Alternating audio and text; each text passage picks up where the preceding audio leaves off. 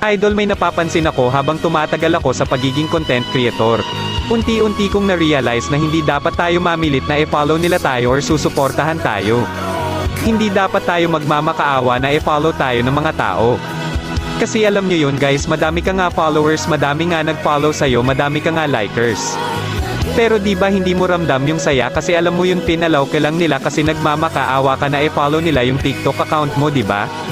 So ayun guys, habang tumatagal mas na-realize ko na kung dapat mas pahalagahan natin yung mga taong finalo tayo kasi masaya sila. Or napasaya natin sila sa videos natin kaya nag-follow sila. Tapos idol, pahalagahan natin kung ilan followers natin, mataas man or maliit. Basta andyan sila palagi para supportahan ka nila bawal upload mo ng videos. So gusto ko lang sana malaman guys kung isa ka ba talaga sa solid supporters ko. Mag-iwan ka nga ng mensahe or komento dyan sa baba idol kahit ano, tapos wag nyo kalimutan mag-copy link and heart sa mga videos ko idol. Maraming